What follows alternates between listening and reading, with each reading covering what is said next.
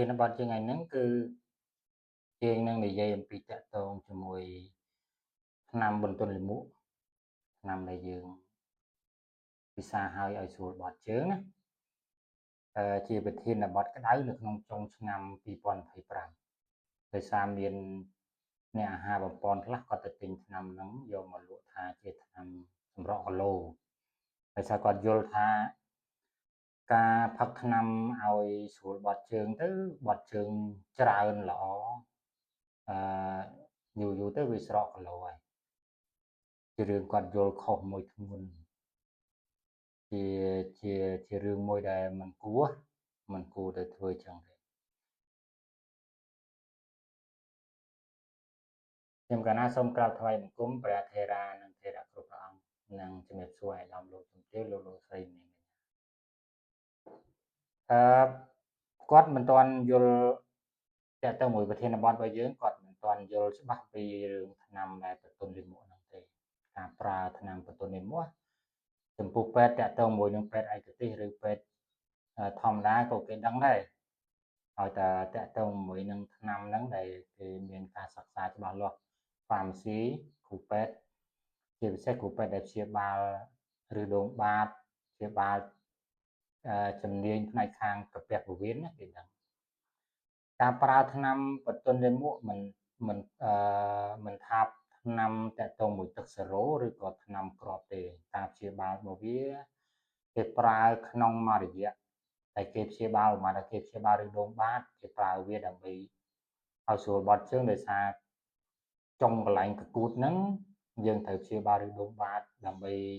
ឲ្យវាឆាប់ជាយើងត្រូវតែធ្វើលាមកកុំឲ្យវាទន់កុំឲ្យវារឹងដើម្បីស្កូតមករបួសនៅកន្លែងកគួតហ្នឹងណាកុំឲ្យវាឈឺឬក៏កុំឲ្យវាមានហូរឈាមអីចឹងវាដាច់ទៅវាលាមករឹងទៅវាស្កូតដាច់វ៉េសូទូចធ្វើឲ្យឈាមអញ្ចឹងណាអញ្ចឹងបានគេត្រូវប្រើថ្នាំបន្ទន់លាមកមិនមែនប្រើទៅដើម្បីឲ្យយើងដោះស្រាយបញ្ហាដែលធ្ងន់ធ្ងរដូចជាតាក់ទងមួយស្តៀនរ៉ាំរ៉ៃអីយើងអត់ទាន់បានរកមូលហេតុនៃការស្តៀនហ្នឹងទេហើយយើងទៅប្រើថ្នាំហ្នឹងអាហ្នឹងពេទ្យគេមិនប្រើចឹងទេហើយអាហារបំពន់ហ្នឹងរឹតតែគួរមិនគួរយកប្រើយកថ្នាំហ្នឹងយកទៅលក់នៅក្នុងអនឡាញដែលថាឲ្យស្រួលបត់ជើងច្រើនទៅស្រកគីឡូអត់ទេថ្ងៃក្រោយបន្ទាប់មិនយូរមិនឆាប់យើងនឹងមានបញ្ហាតាក់ទងជាមួយនឹងពោះវៀនតាក់ទងជាមួយនឹងយើងប្រើថ្នាំបន្ទន់លាមកច្រើនពេកលើសចាប់ពី3ខែឡើងទៅនឹងមានបញ្ហាហើយដោយសារពោះវៀនហ្នឹងវាអត់ស្តុកទុកវាអត់ប្រឹងធ្វើការអត់ប្រឹងរុញលាមកឲ្យចេញមកក្រៅការធ្វើ peristaltic រុញលាមកចេញមកក្រៅហ្នឹងគឺវាទៅជាខ្សោយអាហ្នឹង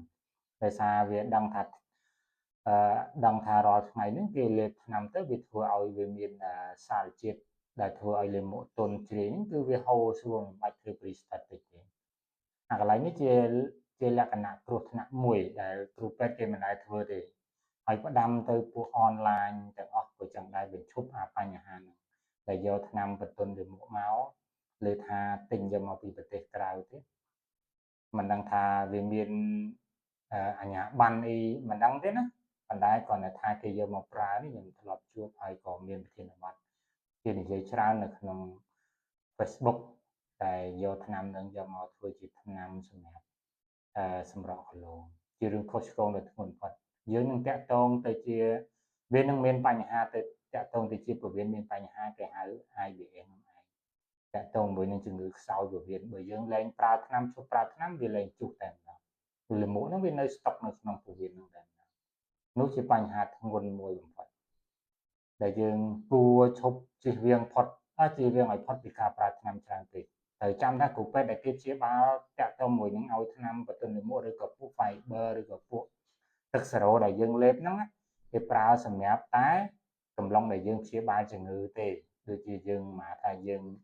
ប្រើថ្នាំជំងឺរ៉ាំរ៉ៃអីចឹងណាជំងឺរ៉ាំរ៉ៃចឹងយើងប្រើថ្នាំច្រើនវាអាចធ្វើឲ្យ metabolic នៅក្នុងខ្លួនរបស់យើងអត់ធម្មតាវាអាចធ្វើឲ្យលាមកព្រានអីចឹងតែហ្នឹងគេប្រើអញ្ចឹង